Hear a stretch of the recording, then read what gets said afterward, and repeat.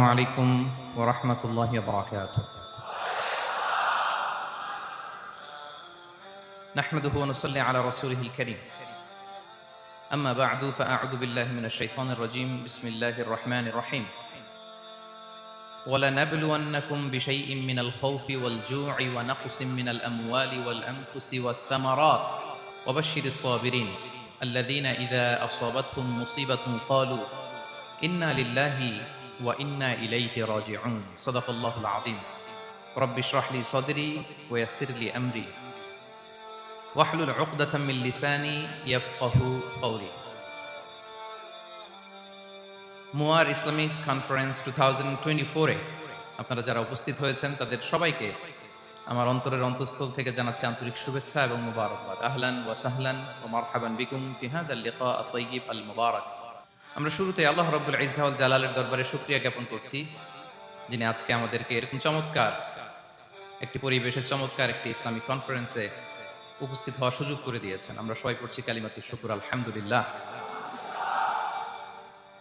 আল্লাহ রাব্বুল ইজ্জা ওয়াল জালালের দরবারে শুকরিয়া জ্ঞাপনের পাশাপাশি আমি আজকের প্রোগ্রামের যারা অর্গানাইজিং কমিটি তাদেরকে অন্তরের অন্তঃস্থল থেকে ধন্যবাদ জানাতে চাই, এরকম চমৎকার একটি পরিবেশ, চমৎকার একটি ভেন্যুতে এই ইসলামিক কনফারেন্সের আয়োজন করবার জন্য। সম্মানিত সুধী, আমরা এই পৃথিবীতে খুব অল্প একটা সময়ের জন্য, একটা ট্রানজিট পিরিয়ড কাটানোর জন্য বেসিকলি আমরা এই পৃথিবীতে এসেছি। আমরা কি চিরকাল এই পৃথিবীতে থাকবো বলেন তো? না, একটা ট্রানজিট পিরিয়ডে আমরা এসেছি, আবার চলে যেতে হবে। এই যে আমাদের জীবন, এই জীবনের জন্য বিপদ, আপদ, পরীক্ষা, স্ট্রাগল এটা অনিবার্য, এটা হবে। বিপদ নাই, কষ্ট নাই, আপদ নাই, অনিশ্চয়তা নাই, স্ট্রাগল নাই, এমনকি কেউ আছে এখানে? কেউ কি হাত তুলে বলতে পারবেন যে হুজুর আমার জীবনে কোনো বিপদ নাই, অথবা আমার জীবনে কোনো দুঃখ নাই, কষ্ট নাই, কোনো স্ট্রাগল নাই, কোনো রিস্ক নাই? এরকম সৌভাগ্যবান কেউ আছেন এখানে? তাহলে জীবনের জন্য পরীক্ষা এটা অনস্বীকার্য, হবেই হবে পরীক্ষা। পৃথিবীর জীবনটাই এমন, এভাবেই এই লাইফকে ডিজাইন করা হয়েছে।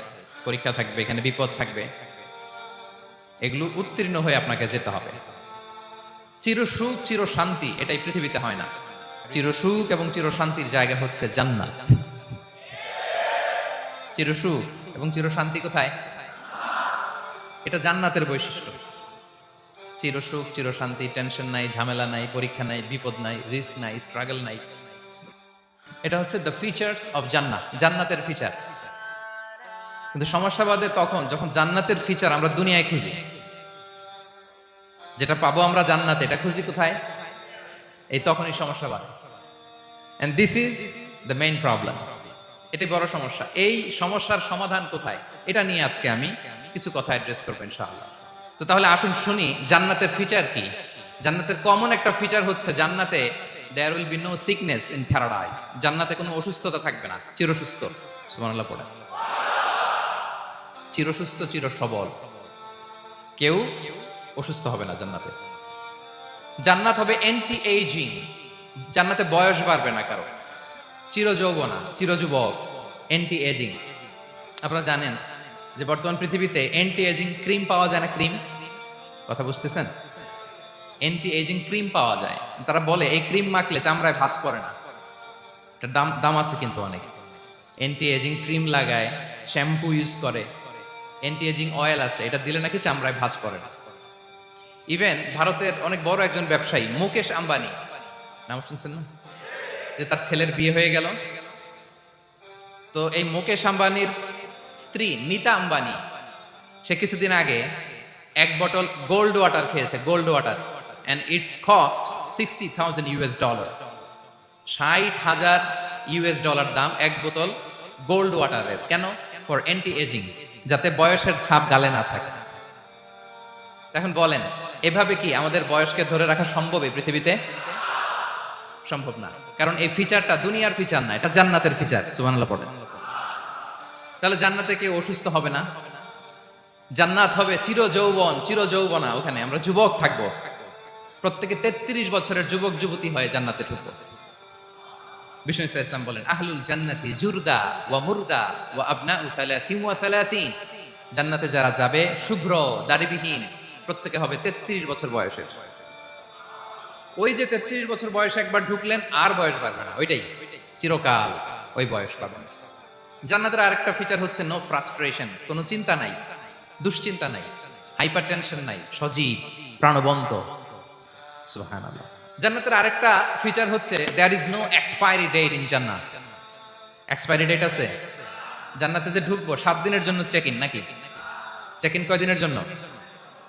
7 দিন 10 দিন পরে চেক আউট করে ফেলবে এরকম? নো এক্সপায়ারি ডেট, আজীবন। একবার এন্ট্রি পেলে বের হওয়ার টেনশন নাই। আল্লাহু আকবার। তাহলে no expiry date, rather it's eternal, আজীবন থাকবেন, খালিদিনা ফিহা, চিরকাল থাকবেন।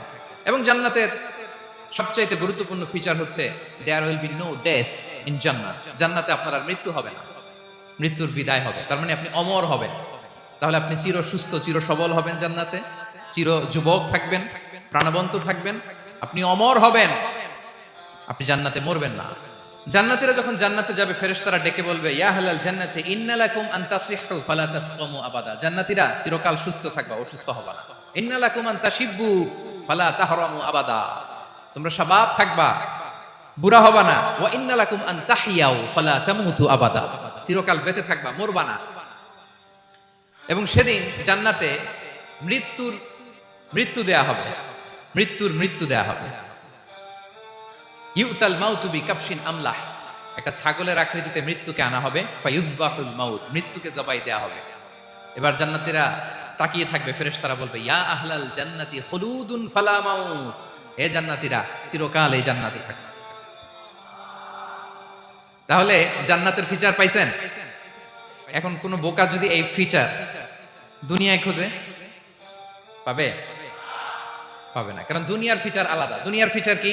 এই দুনিয়াতে বিপদ আসবে, কষ্ট আছে দুনিয়াতে, হতাশা আছে, ভয় আছে, অসুস্থতা আছে, বার্ধক্য আছে, এবং এই দুনিয়ার একটা এক্সপায়ারি ডেট আছে, আছে না? দ্য ডে ইউ ডাই, যেদিন আপনি মারা যাবেন, এটা আপনার এক্সপায়ারি ডেট, চলে যেতে হবে, চলে যেতে হবে। এই পৃথিবীতে মৃত্যুর অস্তিত্ব আছে, সবকিছু থমকে দিয়ে, আপনাকে চমকে দিয়ে মৃত্যু চলে আসবে, ঠিক কিনা বলেন? তাহলে এগুলো হচ্ছে দুনিয়ার ফিচার। এই দুনিয়াতে বিপদ আপদ, কষ্ট, ঝুঁকি, স্ট্রাগল, বার্ধক্য, অসুস্থতা, এগুলো নিয়ে আমাদেরকে টিকে থাকতে হয়।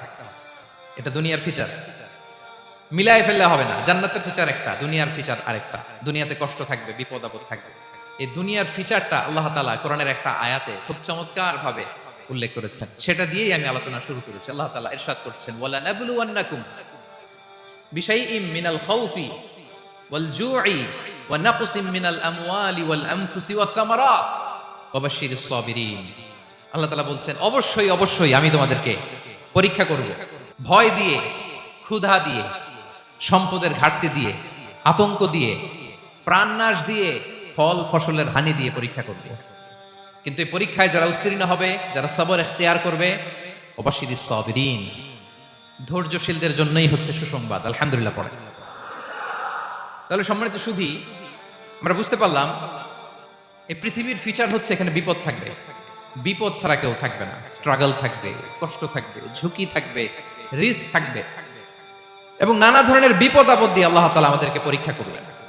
এটা মাস্ট, এটা আমাদের মাইন্ডসেটে নিয়ে নিতে হবে, মাইন্ডসেটে এটা ক্লিয়ার থাকতে হবে। চিরসুখ চিরশান্তি এই দুনিয়াতে মিলবে, কোথায় মিলবে তাহলে? এটা তাহলে বিপদ আসবেই, আপদ আসবেই, পরীক্ষা থাকবেই আমাদের জীবনে। তবে ইন্টারেস্টিংলি মজার বিষয় হচ্ছে পরীক্ষাটা এক একজনের এক এক রকম। পুরো পৃথিবীটা একটা পরীক্ষা ক্ষেত্র, কিন্তু কারো প্রশ্নপত্রের সাথে কারো প্রশ্নপত্রের কোনো মিল নাই। সুবহানাল্লাহ। আমার পরীক্ষা একরকম, আপনার পরীক্ষা আরেক রকম, ওই ভাইয়ের পরীক্ষা আরেক রকম, ওনারটা আরেক রকম। সবাই পরীক্ষার্থী, সবাই পরীক্ষার্থী, কিন্তু কারো প্রশ্নপত্রের সাথে কারো প্রশ্নপত্রের কোনো মিল নাই। কারোর জন্য পরীক্ষা হচ্ছে সে খুব অসুস্থ, প্রচন্ড অসুস্থতা, তার জন্য পরীক্ষা।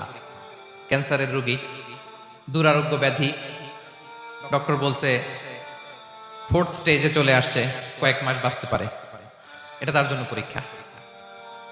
আবার কারো দেখবেন যে খুব একটা অসুস্থতা নেই, অসুস্থতার ঝামেলা নাই, কিন্তু তার দারিদ্রতা আছে, তার আর্থিক অনটন, এটা তার জন্য পরীক্ষা।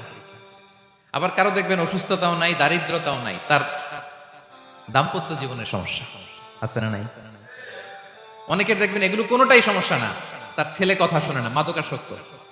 আহা, মাদকাসক্ত, রিহ্যাবে পাঠায়, আবার আসে, আবার গাঁজা খাওয়া শুরু করে, আছে না নাই বলেন? দেখেন তার পরীক্ষাটা আবার আলাদা। অনেকের দেখবেন মেয়ে বাবার কথা শোনে না, আবার অনেকের দেখবেন যে ব্যবসায় সমস্যা, লসের পর লস, লাভ উঠাতে পারে না। তাহলে পরীক্ষা ছাড়া, বিপদ আপদ ছাড়া দুনিয়াতে কেউ নাই, কেউ নাই প্রিয় ভাইয়া। এটা আমাদের মাথায় রাখতে হবে। পরীক্ষা আপনাকে দিতেই হবে, পরীক্ষা দিয়ে দিয়েই নিজেকে প্রমাণ করতে হবে। আর এক একজনের পরীক্ষাটা এক এক রকম, কারো পরীক্ষার সাথে কারো পরীক্ষার কোনো মিল থাকবে না। তো মাঝে মাঝে আমরা এটা ভুলে যাই। আল্লাহ তাআলা কালামে পাকে রিমাইন্ডার দিয়ে আমাদেরকে স্মরণ করিয়ে দিতে চান যে এই পৃথিবীতে আসলে তোমরা এসেছো পরীক্ষা দিতে। এটাই জীবনের বড় বাস্তবতা। আমাদের জীবনে যত হতাশা, আমাদের জীবন নিয়ে যত অভিযোগ, আমাদের মনে যত কষ্ট, আমাদের হৃদয়ের ভেতরে যত অস্থিরতা, তার মূলে হচ্ছে এই সমস্যা যে আমরা ভুলেই গেছি আমরা পরীক্ষা দিতে আসছি। এটা যদি ভুলে না যান, এটা যদি আপনার মাইন্ডসেটে থাকে যে পুরো জীবনটা একটা পরীক্ষা, তাহলে দেখবেন কোনো কিছু আপনাকে কাবু করতে পারবে না। আপনি হতাশ হবেন না, জীবন নিয়ে আর অভিযোগ থাকবে না, আপনি ভেঙে পড়বেন না, সব অভিযোগ হতাশা দূর হয়ে যাবে। তারপর বুঝতে পারলাম পরীক্ষা আপনাকে দিতেই হবে। পরীক্ষা দেয়া ছাড়া এই পৃথিবী থেকে চলে যাওয়ার কোনো চান্স বা সুযোগ আমাদের কারো নেই। সূরাতুল আনকাবুতে আল্লাহ তাআলা এই কথাটা আরো চমৎকার ভাবে বলেছেন। আল্লাহ তাআলা ইরশাদ করছেন, আহাসিবান নাসু আইয়ুতরাকু আইয়াকুলু আমান্না ওয়া হুম লা ইফতানুন ওয়ালাকাদ ফাতান্নাল্লাযীনা মিন ক্বাবলিহিম ফালা ইয়া'লামান্নাল্লাহুল্লাযীনা সাদাকু ওয়া লা ইয়া'লামান্নাল কাযিবিন। আল্লাহ বলেন, মানুষ কি ভেবেছে সে শুধু বলবে আমি ঈমানদার আর তাকে আমি জান্নাতে ঢুকাই দিব? না, কখনো না, কোশ্চিন কালেও না। বরং পূর্ববর্তীকালে যারা পৃথিবীতে এসেছিল তাদেরকে আমি পরীক্ষায় নিয়েছি, পরীক্ষা করেছি, এবং তাকেও ঈমানের প্রশ্নে সে সত্যবাদী না মিথ্যাবাদী পরীক্ষা দিয়ে দিয়ে নিজেকে প্রমাণ করতে হবে। ঠিক কিনা বলেন? পরীক্ষা দিয়ে আপনাকে প্রমাণ করতে হবে। এবং এই পরীক্ষার ব্যাপারটা, এটা যে শুধু আমরা সাধারণ মানুষ আমাদের জীবনে দুঃখ বিপদ পরীক্ষা এমনটা না। এই পৃথিবীর সবচেয়ে শ্রেষ্ঠ মানুষ যারা ছিলেন তাদেরকে আল্লাহ পরীক্ষা নিয়েছেন। বলেন তো এই পৃথিবীতে সবচাইতে শ্রেষ্ঠতম মানুষ কারা? সবচাইতে শ্রেষ্ঠ ভালো মানুষ কারা ছিল পৃথিবীতে? বলেন তো নবীরা। আওয়াজ করে বলেন তো কারা? তো বলেন তো নবীদের জীবনে পরীক্ষা ছিল কি ছিল না? হ্যাঁ ছিল। বেশি না কম? বিষ্ণু ইসলামকে জিজ্ঞাসা করা হলো, আইয়ুন নাসি আশাদ্দু বালাআন ইয়া রাসূলুল্লাহ, হে আল্লাহর রাসূল এই পৃথিবীতে কাদের জীবনে পরীক্ষা বেশি? বিষ্ণু ইসলাম বললেন, আল আম্বিয়া, নবীদের জীবনে। আল আম্বিয়া সুম্মাল আমসাল ফাল আমসাল, সবচাইতে জীবনে পরীক্ষার সম্মুখীন সবচাইতে বেশি হয়েছে নবীরা। তারপরে নবীদের পরবর্তী অবস্থান যাদের, সিদ্দিকিন যারা, সোহাদা যারা, সলিহিন যারা, আল্লাহওয়ালা যারা, তাদের জীবনে পরীক্ষা বেশি। ইউবতালার রাজুলু আলা হাসাবি দীনি, ব্যক্তির দিনদারি যত বেশি তার জীবনে আল্লাহর পরীক্ষাও তত বেশি। আপনি আল্লাহওয়ালা হবেন, আপনার জীবনে পরীক্ষাও অনেক বেশি। এজন্য ইমানদার হওয়া যেমনি মর্যাদার, ইমানদারের জীবনে পরীক্ষাও হবে অনেক বেশি। এবং পরীক্ষা যত বড়, খেয়াল রাখতে হবে, মন খারাপ করার কোনো সুযোগ নেই। পরীক্ষা যার জীবনে যত বড়, সেটাতে সফল হতে পারলে ওটার প্রতিদানও বড়। পরীক্ষা যত বড়, এটাতে সাকসেস হতে পারলে এটার রিওয়ার্ডও তত বড়। বিষ্ণু ইসলাম বলেন, ইযামুল জাযাই মা'a ইযামিল বালা, বালা যত বড় জাযাও তত বড়, প্রতিদানও তত বড়। আপনারা নবীদের জীবনে যদি খেয়াল করেন দেখবেন, যেই নবীর জীবনে পরীক্ষা যত বেশি সেই নবীর জীবনে সফলতাও তত বেশি। সাইয়েদনা ইব্রাহিম আলাইহিস সালামের কথাটা একটু খেয়াল করেন তো, বলেন তো ওনার জীবনে পরীক্ষা কেমন ছিল? বেশি না কম? ওনার জীবনের পরীক্ষা থেকেই তো আমরা এই শব্দটা ব্যবহার করি, আমরা বলি অগ্নি পরীক্ষা। কি বলি? মানে আগুনে নিক্ষেপ করা হয়েছে সাইয়েদনা ইব্রাহিম আলাইহিস সালামকে, তাও স্বাভাবিকভাবে না, উলঙ্গ করে, ন্যাকেট করে ওনাকে অপমানিত করবার জন্য ওনার গায়ের জামা কাপড় খুলে উলঙ্গ অবস্থায় আল্লাহর খলিল সাইয়েদনা ইব্রাহিম আলাইহিস সালামকে অগ্নিকুণ্ডে নিক্ষেপ করা হয়েছিল। এরকম এক্সপেরিয়েন্স এই অডিটোরিয়ামের ভেতরে আমাদের কখনো হয়েছে? তাইলে সাধারণ মানুষের জীবনের পরীক্ষা আর নবীদের জীবনের পরীক্ষার মধ্যে পার্থক্য আছে না নাই? ওই পরীক্ষায় উনি পাশ করে ফেললেন।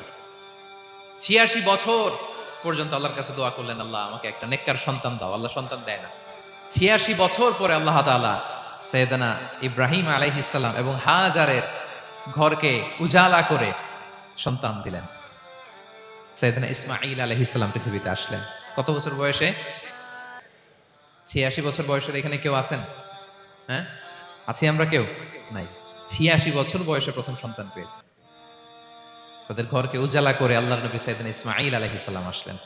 এবার আল্লাহ বললেন, যাও স্ত্রীকে আর এই কলিজা টুকরা সন্তানকে থাকো তো প্যালেস্টাইনে, প্যালেস্টাইন থেকে ১,৫০০ কিলোমিটার দূর দ্য ব্যারেন ল্যান্ড, ওই মক্কার ধুধু মরু প্রান্তরে রেখে আসো, যেখানে কেউ নাই, মানুষ নাই, গাছ নাই, পাখি নাই, পানি নাই, যাও রেখে আসো।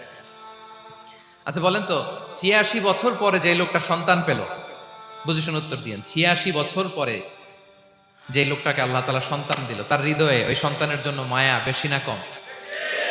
আহা, এমনি তো আমাদের প্রথম সন্তান, আমাদের প্রথম সন্তানের হিস্ট্রিটা একটু খেয়াল করেন তো। প্রথম আমাদের যে মেয়ে হয়েছিল বা যাদের ছেলে হয়েছিল, তার প্রতি আদর, সোহাগ, দরদ, ভালোবাসা, আহ্লাদ কত ছিল। আর ৮৬ বছর বয়স আল্লাহ তাআলা ওনাকে সন্তান দিলেন, দিয়ে বলেন, যাও হাজারকে আর ইসমাঈলকে মক্কার ধুধুমরু প্রান্তরে রেখে আস। আল্লাহ তাআলা বলতে দেরি, চলে যেতে দেরি নাই, মুহূর্তে উনি রওনা হয়ে গেলেন। সুবহানাল্লাহ পড়বেন না? রেখে আসলেন মক্কার ধুধুমরু প্রান্তরে। এবার আল্লাহ বললেন, যাও রিটার্ন ব্যাক টু প্যালেস্টাইন, প্যালেস্টাইনে চলে যাও। চলে গেলেন, হৃদয়টা ভেঙে খান খান।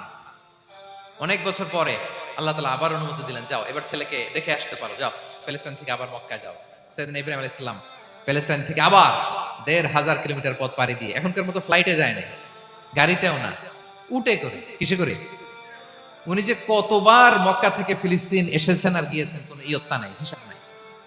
গেলেন, এবার ছেলেটা হাঁটতে পারে, দৌড়াতে পারে, একটু একটু কথা বলতে পারে, আব্বু আব্বু ডাকতে পারে। কেমন মায়া লাগে বলেন তো? মায়া ভালোবাসায় যখন টইটম্বুর, ঠিক ওই মুহূর্তে আল্লাহ বললেন, ছেলেকে জবাই করো, জবাই করো ছেলেকে। আল্লাহ তাআলা বলতে দেরি করেছেন, আল্লাহর আদেশ পালনে ১ সেকেন্ডও তিনি দেরি করেন নাই। ছুরি চালালেন, জান্নাত থেকে দুম্বা নিয়ে আসা হলো। এভাবে আল্লাহর নবী ইব্রাহিম আলাইহিস সালাম ওনার জীবনের প্রতিটি ক্ষেত্রে যেখানে আল্লাহ তাআলা ওনাকে পরীক্ষা নিয়েছেন, উত্তীর্ণ হয়েছেন। এবং দেখেন ওনাকে আল্লাহ তাআলা কি উপহার দিলেন, আল্লাহ তাআলা ওনাকে খলিলুল্লাহ উপাধি দিলেন, আল্লাহর বন্ধু। সুবহানাল্লাহ বলেন। আল্লাহ তাআলা বলছেন, ওয়া ইযি বিতালা ইব্রাহিম রাব্বুহু বিকালিমাতিন ফাআতাম্মাহুন ক্বালা ইন্নী জাঈলুকা লিন-নাসি ইমামা। আল্লাহ অনেকগুলো পরীক্ষা নিয়েছিলেন সাইয়েদনা ইব্রাহিম আলাইহিস সালাম, প্রতিটা পরীক্ষায় সাকসেসফুলি পাস করেছেন, গোল্ডেন এ প্লাস। আল্লাহ বলেন, ইন্নী জাঈলুকা লিন-নাসি ইমামা, I'm gonna make you the leader for the entire human being. I'm gonna appoint you as a leader for the entire universe. গোটা বিশ্বের জন্য, গোটা মানবতার জন্য আমি তোমাকে লিডার বানায় দিলাম। ইযামুল জাযাই মা'a ইযামিল বালা। পরীক্ষা যত বড়, ওই পরীক্ষায় পাশ করলে ওইটার ফলাফল ও প্রতিদানও বড়। তাহলে দেখেন প্রিয় ভাইরা, সাইয়েদনা ইব্রাহিম আলাইহিস সালামের জীবনে পরীক্ষার কোনো শেষ ছিল না। আমি আপনি কোথায়? আল্লাহর খলিলের জীবনে যদি এত পরীক্ষা থাকতে পারে, আমি আপনি কোথায় বলেন তো? এবার বলেন, সাইয়েদনা মূসা আলাইহিস সালাম, ওনার জীবনে তো কোনো পরীক্ষা টরীক্ষার ছিল না। হ্যাঁ, গুণে শেষ করতে পারবেন? জন্মটাই তো হয়েছে পরীক্ষার মধ্য দিয়ে। মিশরের ছেলে সন্তান হইলেই ফেরাউন বলছে জবাই করো। ওনার মা এরকম সিন্ধুকে করে ভাসায় দিলেন নীল নদীতে। আল্লাহু আকবার!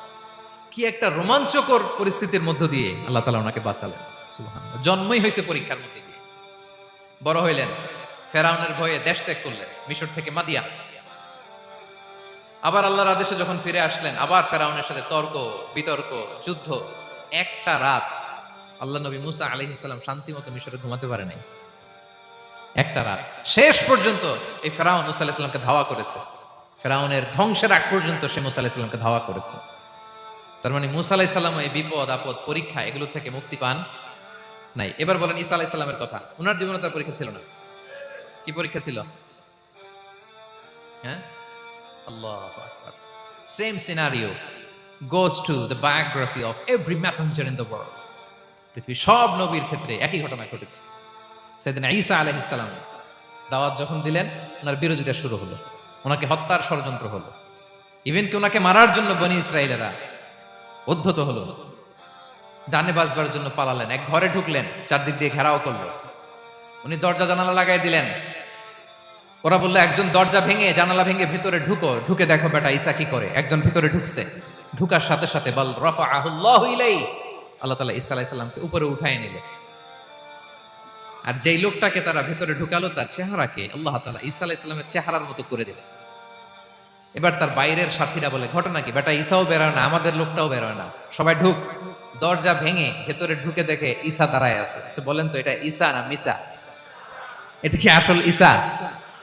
ওমা কতালু ওমা সলাবু ওয়ালাকিন শুব্বিহা লাহুম। আল্লাহ বলে তোমরা আমার নবী ঈসাকে হত্যাও করতে পারো নাই, শুলেও চড়াতে পারো নাই, আমি সেফটি সিকিউরিটি দিয়ে আমার নবী ঈসা আলাইহিস সালামকে আকাশে তুলে নিয়েছি। তাহলে ওনার জীবনে পরীক্ষার শেষ ছিল না। এবার যদি আমরা বিশ্বনবী সাল্লাল্লাহু আলাইহি ওয়াসাল্লামের জীবনের দিকে তাকাই, ওনার জীবনটা দেখেন তো। আমাদের পেয়ারা নবী বিশ্বনবী মুহাম্মদুর রাসূলুল্লাহ সাল্লাল্লাহু আলাইহি ওয়াসাল্লাম, ওনার জীবনে কি স্ট্রাগল ছিল? স্ট্রাগল মাক্কি জীবনের কথা যদি একটু খেয়াল করেন দেখেন তো, 3 বছর শিয়াবে আবি তালেবে জেল কেটেছেন, না খেয়েছিলেন। ওনার বংশের লোকেরা প্রথমে ছাগল খেয়েছে, ছাগলগুলো যখন শেষ, ছাগলের চামড়াগুলো শুকিয়ে ওইটা খাইছে। গাছের পাতা ছাল এগুলো খেয়ে খাবারের অভাবে বেহুশ হয়ে পড়ে থাকতো তারা, না খেয়ে। না খেয়ে কয়দিন ছিলেন আপনি? আমি কয়দিন ছিলাম না খেয়ে? মনেই তো পড়ে না, না খেয়েছিলাম কিনা কোনোদিন। এ হচ্ছে মাক্কি জীবন। মেন্টালি প্রেসার দেয়া হয়েছে। বিশ্বনবীর চাচা আবু লাহাব তার 2 ছেলে উতবা আর উতাইবা, এদের সাথে বিয়ে দিয়েছিলেন 2 মেয়ের। যখন দাওয়াত দেওয়া শুরু করলেন 2 মেয়েকে ডিভোর্স দিয়ে দিল। দেখেন একটা বাবার জন্য প্রাপ্তবয়স্কা মেয়েকে যখন উঠায় নেওয়ার আগে ডিভোর্স দেয়, তার মানসিক অবস্থাটা কেমন থাকে বলেন? মেন্টালি প্রেসারাইজ করা হয়েছে, ফিজিক্যালি হ্যারাস করা হয়েছে। বিষ্ণু ইসলাম যখন নামাজে দাঁড়াতেন, উটের পচা নারী ভুড়ি বিষ্ণুনবীর কাঁধে চাপিয়ে দেওয়া হতো। আপনার জীবনে এরকম ঘটছে কখনো? আপনি নামাজ পড়তেছেন, উটের পচা নারী ভুড়ি আপনার কাঁধে চাপিয়ে দেওয়া হয়েছে? কয়দিন হয়েছে এরকম? কয়দিন হয়েছে? হ্যাঁ, তারপরে তো আলহামদুলিল্লাহ বেরোয় না মুখ দিয়ে। কেমন আছেন হুজুর? কোয়েন না, বেশি একটা সুবিধার না, তাই না? বেশি একটা একটু মিলাবেন। কতটুকু পরীক্ষা আমরা দিয়েছি। তায়েফে গেলেন বিশ্বনবী, তায়েফে গেছিলেন জমির বায়না দিতে, তাই না? জমি কিনবে তায়েফে। তায়েফবাসীদেরকে জাহান্নামের আগুন থেকে বাঁচাতে গিয়েছিলেন, নিজের জন্য না। সেখানে তায়েফের ছেলেরা পাথর মেরেছে বিষ্ণু ইসলামের গায়ে। এত শুভ্র দেহ ছিল, চেহারা ছিল, বিষ্ণুনবীর গা দিয়ে ঝরঝর করে রক্ত ঝরেছে। ফিজিক্যাল হ্যারাসমেন্টের শিকার হয়েছেন বিষ্ণু ইসলাম। যখন যেদিন বিষ্ণু ইসলামকে হত্যার ষড়যন্ত্র করা হলো, আল্লাহ তাআলার আদেশে তিনি মক্কা থেকে মদিনা হিজরত করলেন। মদিনাতে যে একটা রাত, সপ্তম হিজরি রাত পর্যন্ত শান্তিতে ঘুমাতে পারেন নাই। 3 দিকে 3 ইহুদি বসতি, বনু কাইনুকা, বনু নদীর, বনু কুরাইজা। আহা, খাওয়ার মধ্যে বিষ মিশিয়ে দেয়া হয়েছিল বিষ্ণু ইসলামের। বাজুর, খাসির বাজুর রান পছন্দ করতেন। এক ইহুদি মহিলা বিষ্ণু ইসলামের ওই রানের মধ্যে বিষ মিশিয়ে দিয়েছিল। ওই বিষের যন্ত্রণায় মৃত্যুর আগ পর্যন্ত বিষ্ণুনবী কাতরাতেন, এবং উনি ইন্তেকালের সময় ওই বিষের ব্যথা যন্ত্রণাতে ইন্তেকাল করেছেন। বিষ্ণুনবীর ইন্তেকালটা শাহাদাতের ইন্তেকাল ছিল। বিষ্ণু ইসলাম বলেছেন, ওই যে খায়বার এলাকার ওই মহিলা যে আমার খাবারে বিষ মিশিয়েছিল, সেই বিষের যন্ত্রণা, বেদনা, কষ্ট আমি অনুভব করছি। খেয়ে না খেয়ে দিন প্রচারের কাজে নিজেকে দিয়েছ বিলিয়ে, তায়েফের কাফিরেরা চিনল না সে আলো, দুষ্ট ছেলেদের পিছু দিল লেলিয়ে, পাথরের আঘাতে ক্ষত বিক্ষত হয়ে সারা শরীর থেকে রক্ত ঝরে। হে রাসূল তোমাকে ভুলি আমি কেমন করে, হে রাসূল তোমাকে ভুলি আমি কেমন করে। হাজার ব্যথা বেদনার পরে ফিরে আসনি তুমি আপন ঘরে, দিনের আলো তুমি ছড়িয়ে দিতে চলে গেলে মদিনায় মক্কা ছেড়ে। হে রাসূল তোমাকে ভুলি আমি কেমন করে, হে রাসূল তোমাকে ভুলি আমি কেমন করে। ঠিক কিনা বলেন? একটা রাত শান্তির ঘুম তিনি দিতে পারেন নাই। প্রিয় ভাইরা, তাহলে আমরা কি বুঝলাম? বিশ্বনবীর জীবনে পরীক্ষা ছিল কি ছিল না? আমাদের উপায় আছে? আমরা বাঁচতে পারবো এই বিপদ আপদ পরীক্ষা ঝঞ্ঝাল থেকে? বাঁচতে চাইলেও বাঁচতে পারবো? পারবো না। ইমাম মালিক আলাইহি রাহমাহ নাম শুনেছেন? ইমাম মালিক, ওনার জ্ঞান থেকে লাখো লাখো মানুষ উপকৃত হয়েছে, কোটি কোটি মানুষ উপকৃত হয়েছে। মদিনার রাস্তায় রশি দিয়ে ওনাকে টেনে হিচড়ে এক এলাকা থেকে আরেক এলাকায় নিত জালেম বাদশারা। ইমাম মালিক আলাইহি রাহমাহ। ইমাম আহমদ ইবনে হাম্বল, ওনাকে বেত্রাঘাত করা হতো, চাবুক দিয়ে পেটানো হতো। আমাদের মাযহাবের ইমাম আল ইমাম আল আযম আবু হানিফা আলাইহি রাহমাহ, ওনাকে কারাবন্দী করা হয়েছিল। তার মানে দেখেন, যত বড় বড় স্কলার, যত বড় বড় মাশায়েখ, এমনকি আম্বিয়া আলাইহিস সালাম, ওনারাও পরীক্ষা বিপদ আপদ থেকে রেহাই পান। পাইছে? তাহলে আপনি আর আমি পাবো? বলেন তো। তাহলে এটা আমাদের ব্রেইনে গেঁথে নিতে হবে যে জীবন মানেই এখানে বিপদ থাকবে, পরীক্ষা থাকবে, স্ট্রাগল করে করে আমাকে আগাতে হবে। কেউ আমার জন্য রেড কার্পেট বিছিয়ে রাখবে না। এই জীবনটা বড় জটিল। This is life, how it's design. এভাবেই পৃথিবীকে ডিজাইন করা হয়েছে। এখানে বিপদ আছে, কষ্ট আছে। এই পরীক্ষা দিয়ে দিয়ে আপনাকে উত্তীর্ণ হতে হবে। বুঝতে পেরেছেন প্রিয় ভাইরা? নাও দ্য কোশ্চেন অ্যারাইজ, এখন প্রশ্ন হচ্ছে কেন আল্লাহ এই পরীক্ষা নেন? কেন? আল্লাহ তাআলা সূরা মুলকে বলেছেন এই পৃথিবী সাজানোর, এই জীবন মৃত্যুর এই খেলা, এর উদ্দেশ্যটাকে আল্লাহ তাআলা স্পষ্ট করে বলেছেন, আল্লাযী খালাকাল মাউতা ওয়াল হায়াতা লিয়াবলুয়াকুম আইয়ুকুম আহসানু আমালা। জীবন মৃত্যু দিয়ে তোমাদের জীবনকে সাজানো হয়েছে এজন্য, যাতে করে তিনি তোমাদের পরীক্ষা করতে পারেন। কি করতে পারেন? তোমাদের মধ্যে কে সৎকর্মে অগ্রগামী, কে কাজে ভালো, আমলে ভালো, এটা দেখার জন্য। বেসিকলি আল্লাহর দেখার প্রয়োজন নাই, আমাদেরকে দেখানোর জন্য এই পরীক্ষার আয়োজন। আমি ভালো করবো না খারাপ করবো এটা আল্লাহ জানে না? তো ওনার পরীক্ষা করা লাগে কেন? কথা বলেন। আমি জান্নাতি না জাহান্নামী এটা আল্লাহ জানেন না? বেসিকলি আমাদেরকে জানানোর জন্য এই পরীক্ষার আয়োজন। কাদেরকে জানানোর জন্য? মানে তুমি জেনে যাও তুমি জান্নাতি না জাহান্নামী। আমি ভালো করেই জানি। একটা ছোট্ট উদাহরণ দিলে বুঝতে পারবেন প্রিয় ভাইয়েরা। ধরেন আল্লাহ তাআলা দুইজনকে সৃষ্টি করলেন। উদাহরণস্বরূপ একজনের নাম আব্দুল্লাহ, আরেকজনের নাম আব্দুর রহমান। সৃষ্টির পরে আব্দুল্লাহকে বললেন, আব্দুল্লাহ, আমি জানি তুমি পৃথিবীতে 50 বছর হায়াত পাইতা, খুব ভালো কাজ করতে, তুমি দুনিয়াতে অনেক ভালো কাজ করতে, এটা আমি আগেই জানি, আমার অসীম জ্ঞান বলে আমি আগে থেকেই জানি। তো যাও, তোমার এইমাত্র সৃষ্টি করলাম, যাও তুমি জান্নাতে ঢুকে যাও, কারণ আমি জানি তুমি জান্নাতি হবে। আচ্ছা, আর আব্দুর রহমান, তুমি পৃথিবীতে খুব খারাপ কাজ করতে, এটা আমি জানতাম, তোমার পাঠাইলে খারাপ কাজ করবা, তুমি সীমা লঙ্ঘন করবা, অন্যায় করবা, অপরাধ করবা, তুমি জাহান্নামী হবা, যাও। যেহেতু আমি জানি পরীক্ষার আর দরকার নেই, তোমারে জাহান্নাম দিয়ে দিলাম, যাও ঢুকে যাও। আব্দুল্লাহ ঠিকই জান্নাতে ঢুকে যাবে, আব্দুর রহমান কি ঢুকবে? ঢুকবে।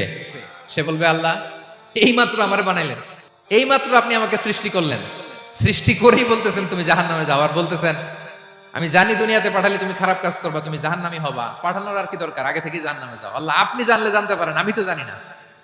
ঠিক কিনা বলেন? সে বলবে, না আল্লাহ আপনি ভুল বলতেছেন, এই দুনিয়াতে পাঠাইলে আমি খুব ভালো কাজ করতাম, আমি সীমা লঙ্ঘন করতাম না, নামাজ পড়তাম, রোজা রাখতাম, হজ করতাম, যাকাত দিতাম, সাদাকা করতাম, চ্যারিটি করতাম, জনকল্যাণকর সব ভালো কাজগুলো আল্লাহ আমি করতাম। এজন্য আল্লাহ তাআলা পরীক্ষার আয়োজন করেছেন, যাতে করে তুমি জেনে যাও যে পৃথিবীতে তুমি কি করেছো। এখন আর আল্লাহকে এক্সকিউজ দেওয়ার সুযোগ নেই। আচ্ছা বলেন তো, আবু জাহেলকে যদি আল্লাহ এখন কিয়ামতের দিন বলে, Abu Jahl go to the hell fire, আবু জাহেলের কিছু বলার সুযোগ আছে? কারণ ও দুনিয়াতে কি করে আসছে এটাও জানে না। ফেরাউনকে ডেকে যদি আল্লাহ বলে, ফেরাউন তুমি জাহান্নামে যাও, go to the hell fire, ওর কি কোনো এক্সকিউজ দেওয়ার সুযোগ আছে? বলেন, সুযোগ আর আছে? কারণ তুমি দুনিয়াতে কি করেছো তোমার চেয়ে ভালো কেউ আর জানে। তা পৃথিবীতে এই পরীক্ষার এই আয়োজনের সবচাইতে বড় উদ্দেশ্য হচ্ছে যাতে করে আমরা দেখে যাই যে আমরা কি কাজ করছি।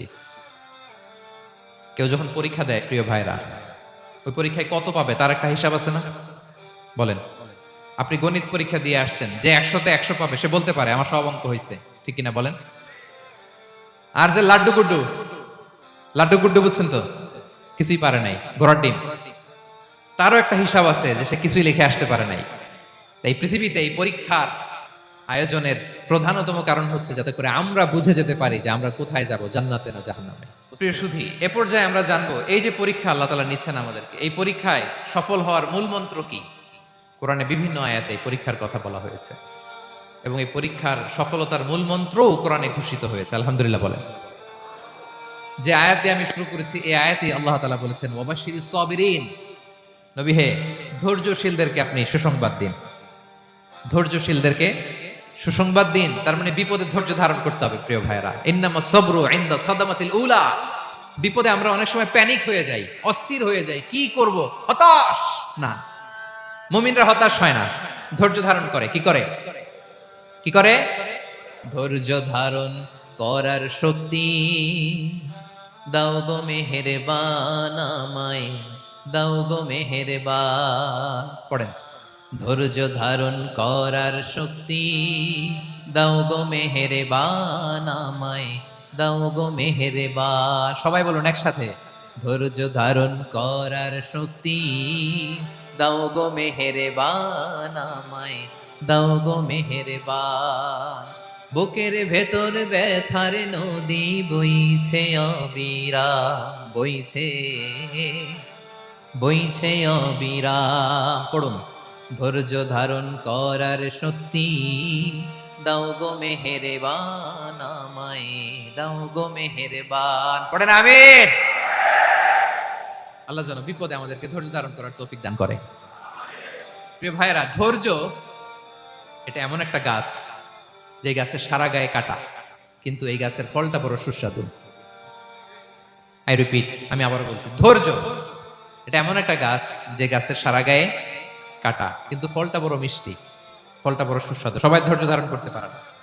বিষ্ণু ইসলামকে আল্লাহ তাআলা নানা সময় আশ্বস্ত করেছেন, সান্ত্বনা দিয়েছেন আর ধৈর্যের বাণী শুনিয়েছেন। আল্লাহ বলেন ফাসবির কামা সবারা উলুল আজমি মিনার রাসূল, নবী হে আপনার আগে দৃঢ় প্রত্যয়ী নবীরা যেরকম ধৈর্য ধারণ করেছে আপনিও ধৈর্য ধারণ করুন। সূরাতুল মুজাম্মিল আল্লাহ তাআলা বলছেন ওয়াসবির আলা মা ইয়াকুলুনা ওয়াহজুরহুম হাজরান জামিলা, ওরা যাই বলুক আপনি ধৈর্য ধারণ করুন, ওদের কথাকে ইগনোর করুন। Just ignore what they are saying to you, যা বলে আপনি জাস্ট ইগনোর করেন। ওরা বিষ্ণু ঈসা ইসলামের মনোবলকে ভেঙে দেওয়ার জন্য কখনো বিষ্ণু ঈসা ইসলামকে কবি বলে গালি দিত। কবি কি বলতো? শায়ের। কখনো বলতো মজনুন, পাগল। নাউজুবিল্লাহ পড়বেন না? পাগল বলে গালি দিত। মাঝে মাঝে বলতো কাহিন, গণক। মাঝে মাঝে বিষ্ণু ঈসা ইসলামকে তারা বলতো আবতার, লেস কাটা। মুহাম্মদ তোমার ছেলে নাই, তোমার বংশ নির্বংশ হয়ে গেছে, তোমার নাম নেয়ার মতো কেউ নাই। আহা, কপাল পোড়া। গোটা বিশ্বব্যাপী বিষ্ণু ঈসা ইসলামের সুনাম সুখ্যাতি ছড়িয়ে দিয়েছে কে? আকাশ বাতাস মাড়িয়ে, সাত আকাশ ছাড়িয়ে আল্লাহর আরশ পর্যন্ত আল্লাহ তাআলা বিষ্ণু নবীর সুনাম সুখ্যাতিকে সৌচ্চ করেছেন। ঠিক কিনা বলেন? ইগনোর করুন। আপনাকে কবি বলে, গণক বলে, আপনাকে পাগল বলে, আপনাকে লেস কাটা বলে, জাস্ট ইগনোর দেন। বর্তমান সময়েও নানা ধরনের ট্যাগ আমাদেরকেও দেয় কি দেয় না বলেন? দেয়। আমাদেরকে কি বলে? মৌলবাদী বলে,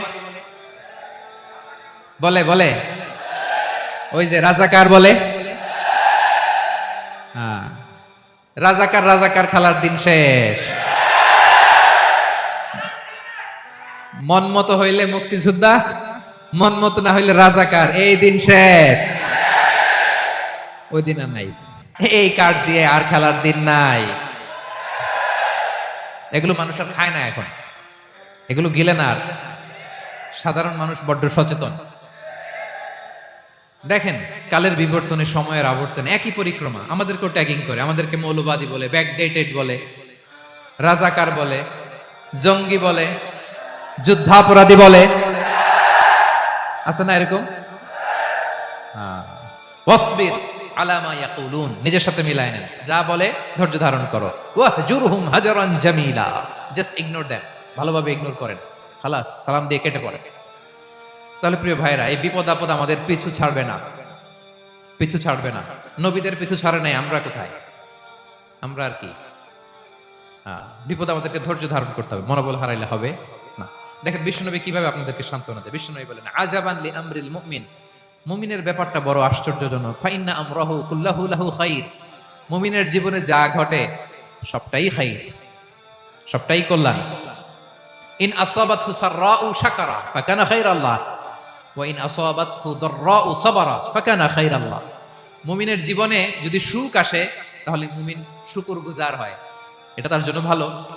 আর যদি মুমিন জীবনে দুঃখ আসে তাহলে সে সবর ইখতিয়ার করে, এটাও তার জন্য ভালো। সুবহানাল্লাহ। তাহলে দেখেন, আমরা হয় সুখে থাকি নয় দুঃখে থাকি, ঠিক কিনা বলেন? তাহলে সুখের সময় আমরা শুকর করি, কি করি? শুকরগুজার হই। শুকরিয়া করাও একটা ইবাদত, শুকরিয়া করাও কি? আর দুঃখের সময় আমরা সবর করি, সবর করাটাও একটা। তাহলে আমাদের পুরো জীবনটাই ইবাদত, পুরো জীবনটাই সুখের সময় শুকর আর দুঃখের সময় সবর। আওয়াজ করে বলেন, সুখের সময় শুকর আর দুঃখের সময়। এই দুই ইবাদত মুমিন জীবনে চলমান, কন্টিনিউয়াস, একটা উইন উইন সিচুয়েশন। কি বলেন? উইন উইন হয়ে গেল না? যেই পরিস্থিতিতেই থাকে আমাদের জন্য লাভ। আল্লাহু আকবার। তাহলে প্রিয় ভাইরা, এটাই জীবনের বাস্তবতা। সবর আমাদেরকে ইখতিয়ার করতে হবে, হতাশ হওয়া যাবে না। অনেকে আমরা অল্পতে হতাশ হই। এই যে আমরা ধৈর্য ধারণ করছি, এর ফল পাচ্ছি না? দীর্ঘ দেড় দশক ধরে ধৈর্য ধারণ করছেন না আপনারা? এখন মুক্তি, স্বাধীনতা, বিজয় এনে দিয়েছে কে? ধৈর্য ধারণ করুন। ধৈর্যের যে ফলাফল, এটা বড় মিষ্টি। ধৈর্য এমন একটা গাছ, এই গাছের সারা গায়ে কাটা, কিন্তু এর ফলটা বড় সুস্বাদু, এর ফলটা বড় মিষ্টি। ধৈর্য ধারণ করার অভ্যাস করতে হবে প্রিয় ভাইরা। মুমিন হতাশ হয় না, হাল ছেড়ে দেয় না। মুমিন ভরসা রাখে একজনের উপর, তিনি কে? লা তাইয়াসু মির রাউহিল্লাহ ইন্নাহু লা ইয়াইয়াসু মির রাউহিল্লাহি ইল্লাল কওমুল কাফিরুন। আল্লাহর রহ থেকে, রহম থেকে নিরাশ হয়ে যাও না। কাফির ছাড়া, অকৃতজ্ঞ ছাড়া কেউ আল্লাহর রহ থেকে, আশা থেকে নিরাশ হয় না। শয়তানের সবচেয়ে বড় মিশন হলো আমাদেরকে হতাশ বানানো, এটা খেয়াল রাখবেন। শয়তানের সবচাইতে বড় মিশন কি? আমাদেরকে হতাশ করে দেয়া। হতাশ বানাইতে পারলে সে সাকসেসফুল, খুশি। কিন্তু আমরা এত সহজে হতাশ হই না, আমরা নিরাশ হই না, আমরা বিপদে হাল ছেড়ে দেই না। আমরা ভরসা রাখি এক মহান সত্তার উপর, তিনি কে? মনে থাকবে?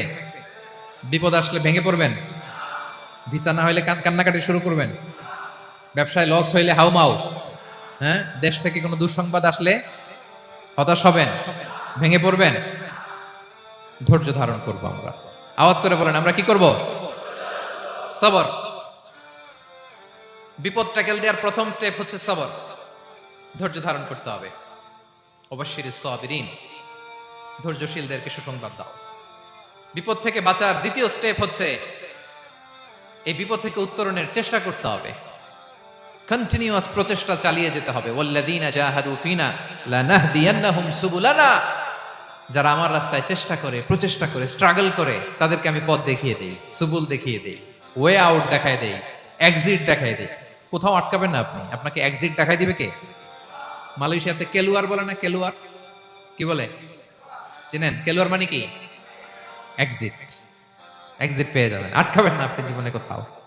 3 নাম্বার, আল্লাহর উপর তাওয়াক্কুল করতে হবে বিপদ আসলে। ওমাইয়া তাওয়াক্কাল আলাল্লাহি ফাহুয়া হাসবুহ।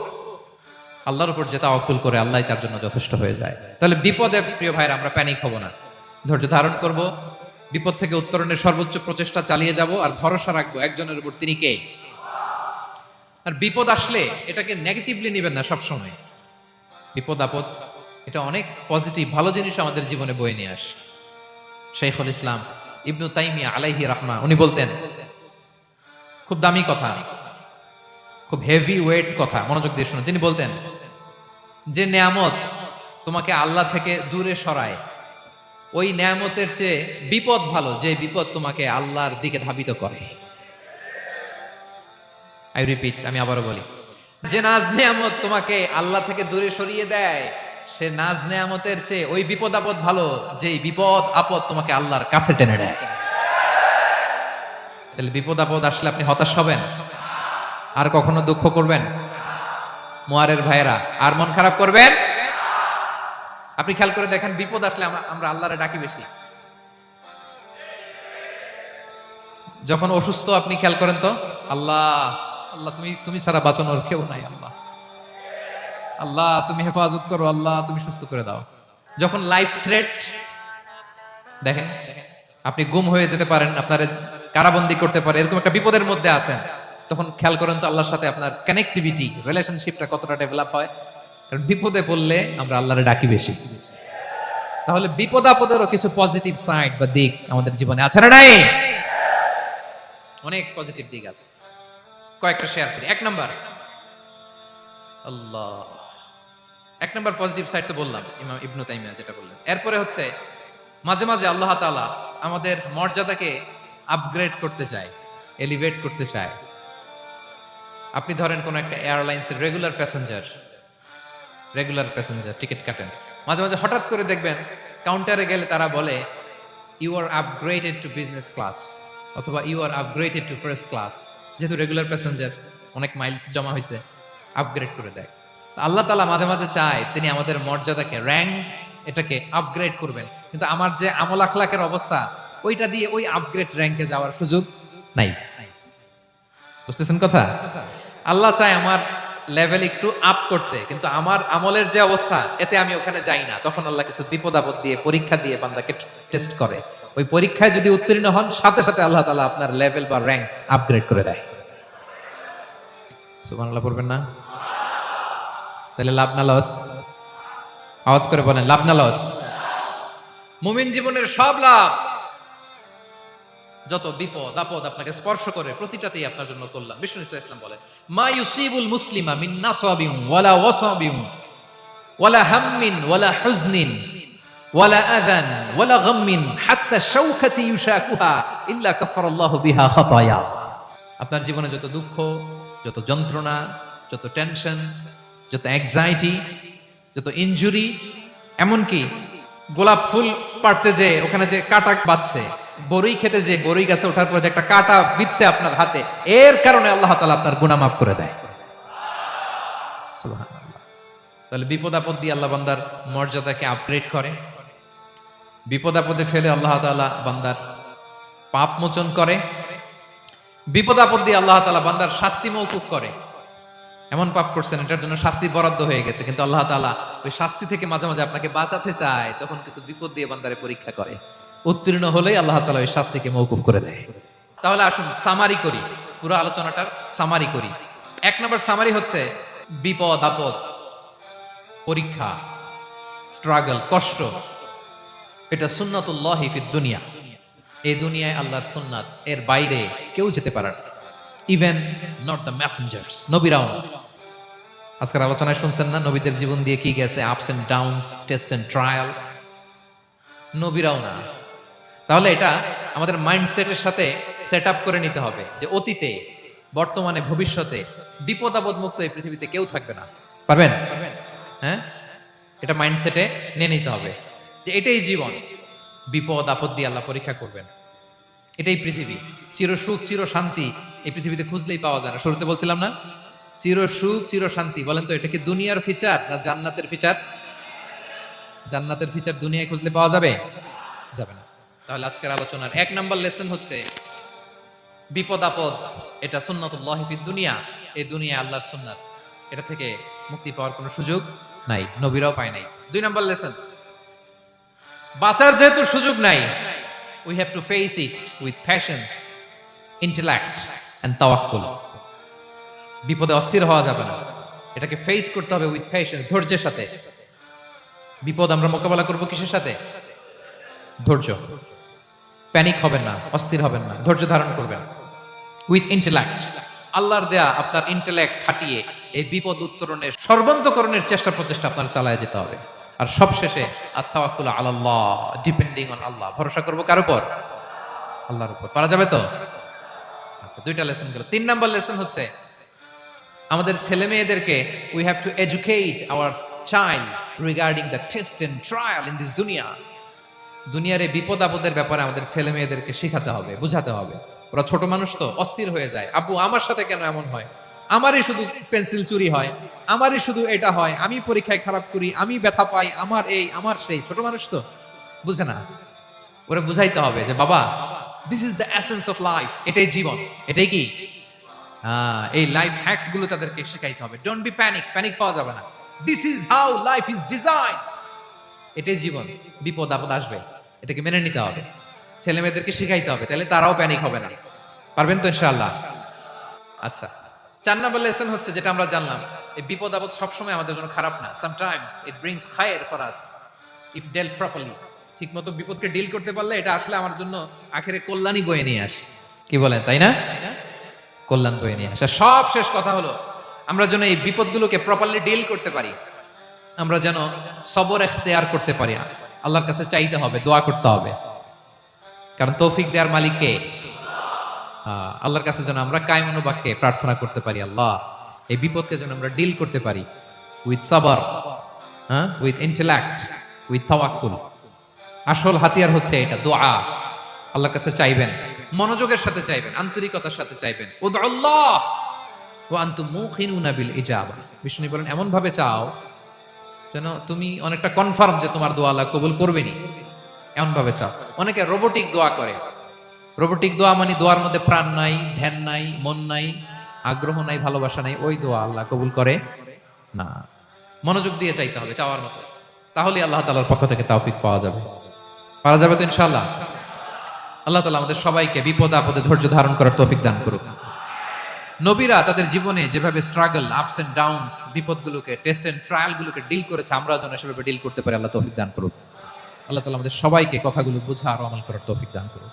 হাযা মা ইনদি ওয়াল ইলমু ইনদাল্লাহি আলাইহি তাওয়াক্কাল।